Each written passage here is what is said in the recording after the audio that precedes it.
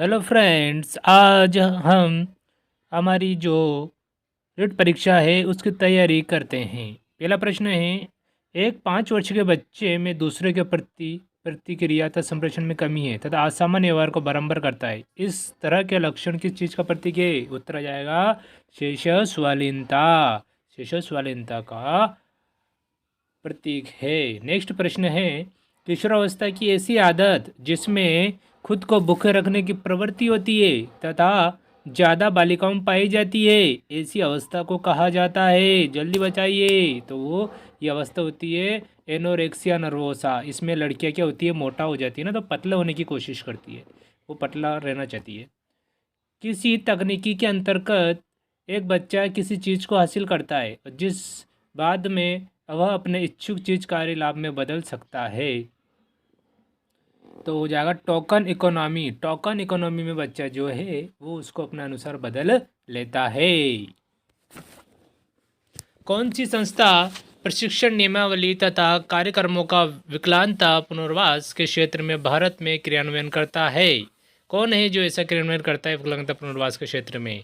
तो वो है भारतीय पुनर्वास परिषद। भारतीय पुनर्वास परिषद। नेक्स्ट प्रश्न है हमारा, बहुबुद्धि सिद्धांत के जनक कौन है? बहुबुद्धि सिद्धांत के जनक कौन है? जल्दी से बताइए। बहुबुद्धि सिद्धांत के जनक, तो बहुबुद्धि सिद्धांत के जनक है हमारे गार्डनर। गार्डनर ने बहुबुद्धि सिद्धांत दिया है। नेक्स्ट प्रश्न, किसने सामाजिक रचनावाद दर्शन पर अत्यधिक बल दिया? सामाजिक रचनावाद पर किसने अधिक बल दिया है? तो उत्तर बन जाएगा हमारा सामाजिक रचनावाद दर्शन पर अत्यधिक बल दिया है वाइगोत्स्की ने। वाइगोत्स्की ने अत्यधिक बल दिया है। नेक्स्ट प्रश्न जल्दी से देखेंगे हम। प्रश्न संख्या 7, श्रवण में विकृति की माप की जाती है। जो श्रवण की विकृति होती है उसकी माप किस में की जाती है? बताइए। श्रवण की विकृति होती है, सुनने की खराबी होती है, उसको किस प्रकार से मापा जाता है? तो उसे मापा जाता है डेसिबल में। किस में मापा जाता है? डेसिबल में नापा जाता है। नेक्स्ट देखते हैं हमारा प्रश्न। नेक्स्ट प्रश्न है, ज़्यादातर बच्चे प्रथम सार्थक शब्द किस उम्र में बोलते हैं? ये कौन सी उम्र है जिसमें बोलते हैं? तो प्रथम शब्द जो सार्थक बोलते हैं वो है, जल्दी से, 10 से 13 महीने के बीच में। 10 से 13 महीने के बीच में बालक एक सार्थक शब्द बोलने लग जाता है। नेक्स्ट हमारा प्रश्न है प्रश्न संख्या 9। ध्यान से देखेंगे। प्रश्न संख्या 9 है, बुद्धि का सूचना परिक्रमण सिद्धांत जो है रॉबर्ट स्टर्नबर्ग ने दिया। रॉबर्ट स्टर्नबर्ग ने दिया। रॉबर्ट स्टर्नबर्ग ने बुद्धि का सूचना परिक्रमण सिद्धांत दिया है। नेक्स्ट हमारा प्रश्न संख्या 11, अनुवांशिकता की इकाई है। जल्दी बताएंगे। अनुवांशिकता की इकाई क्या है? तो अनुवांशिकता की जो इकाई है, अनुवांशिकता किससे जुड़ी हुई रहती है? माता से पिता, पीढ़ी दर पीढ़ी, तो वो जीन से जुड़े रहते हैं ना। जो जीन्स होते हैं माता से पिता, पिता से पुत्रों में, पुत्रों से पोतों में, इस प्रकार से। स्कीमा का मतलब है, स्कीमा, स्कीमा जो शब्द है इसका मतलब क्या होता है? स्कीमा का जल्दी से अर्थ बताएंगे।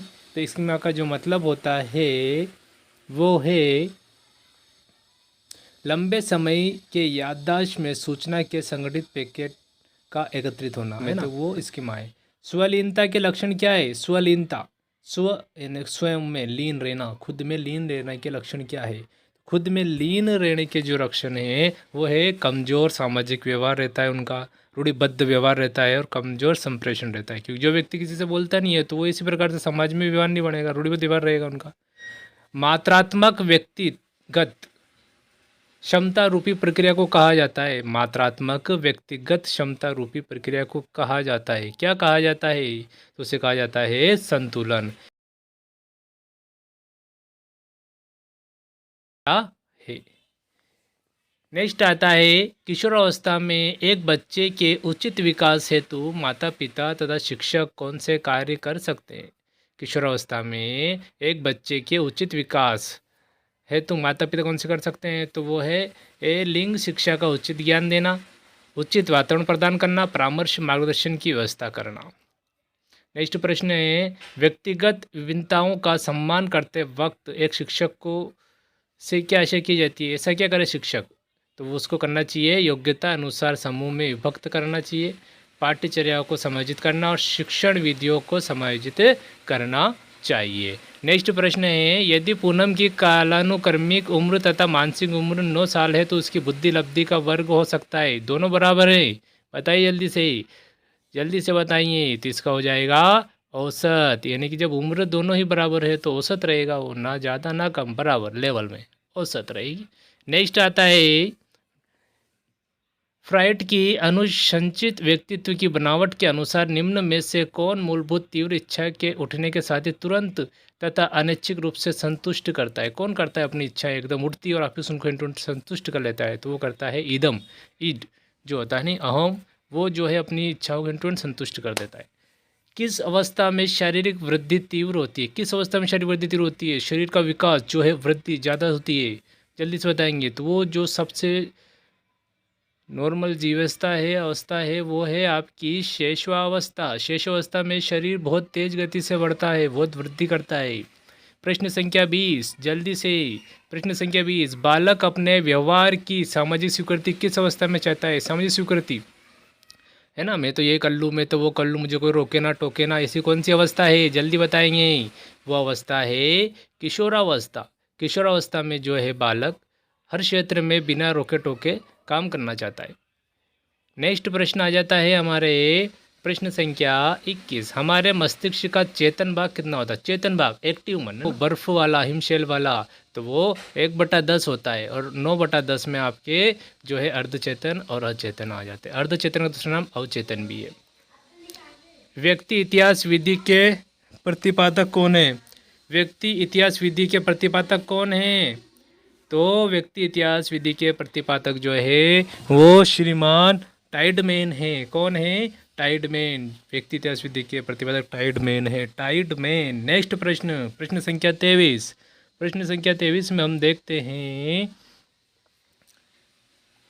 कि बुद्धि लब्धि का सूत्र किसने दिया? बुद्धि लब्धि का सूत्र किसने दिया? तो बुद्धि लब्धि का जो सूत्र है वो पहले स्टर्न ने 1912 में अधूरा सूत्र दिया था, तथा फिर 1916 में वर्तमान का जो बुद्धि लब्धि सूत्र है वो टर्मन ने दिया, है ना। तो पहले स्टर्न ने दिया था लेकिन वो अधूरा था। कंप्लीट किसने किया? 1916 में, वो याद रखना आपको। संवेगात्मक बुद्धि से तात्पर्य है, संवेगात्मक बुद्धि से संवेगों को पहचानने की क्षमता, संवेगों को कुछ समझने की क्षमता और संवेगों को पर नियंत्रण रखना, ये प्रमुख इसके तात्पर्य है। अधिगम का निष्पादन है, अधिगम का निष्पादन किस प्रकार से होता है? तो अधिगम का जो निष्पादन है वो निम्न तरह से होता है, जैसे कि अभिवृत्ति के रूप में होता है, ज्ञान के रूप में होता है और कौशल के रूप में होता है। नेक्स्ट प्रश्न है प्रश्न संख्या 26। अच्छा अधिगम निर्भर करता है, जो गुड लर्निंग होती है, अच्छा अधिगम होता है किसके ऊपर डिपेंड करता है?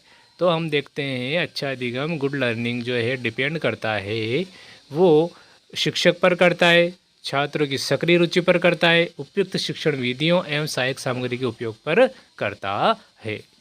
नेक्स्ट आता है CWSN का अर्थ क्या है? CWSN का अर्थ क्या है? तो CWSN का अर्थ बताना है। तो CWSN का अर्थ है विशिष्ट आवश्यकता वाले बच्चे, विशिष्ट आवश्यकता वाले बच्चे, CWSN विशिष्ट आवश्यकता वाले बच्चे। नेक्स्ट प्रश्न है, बालक जिनकी बुद्धि लब्धि 70 से 89 से नीचे होती है उन्हें किस वर्ग में रखा जाता है? जल्दी बताएंगे। वे बालक जिनकी बुद्धि लब्धि 70 से 89 से नीचे होती है तो वो होते हैं अल्प बुद्धि बालक होते हैं। कौन से बालक होते हैं? अल्प बुद्धि बालक होते हैं। आगे देखते हैं हम, तो हस्तशिल्प की शिक्षा दी जानी चाहिए। हस्तशिल्प की शिक्षा किस उम्र में देनी चाहिए? किस काल में देते हैं हस्तशिल्प की शिक्षा, और इसी तरह से किन बच्चों को देनी चाहिए? तो हमारा उत्तर हो जाएगा मंदबुद्धि बालकों को देनी चाहिए। हस्तशिल्प शिक्षा मंदबुद्धि बालकों को। नेक्स्ट प्रश्न आता है, अभिप्रेरणा अधिगम का सर्वोच्च राजमार्ग स्वर्णपथ है, यह कथन किसका है? किसने कहा था अभिप्रेरणा को अधिगम का सर्वोच्च राजमार्ग स्वर्णपथ? ये कहा था स्किनर ने। किसने कहा था? स्किनर ने कहा था। अगर आपको ये वीडियो अच्छा लगा और आप चाहते हैं कि और आगे भी ऐसी वीडियो आए तो आप हमारे चैनल को लाइक करें, शेयर करें और सब्सक्राइब तो जरूर करें, ताकि हम आपके जो आगे वाले जो पार्ट है उनको पूरा अच्छी तरीके से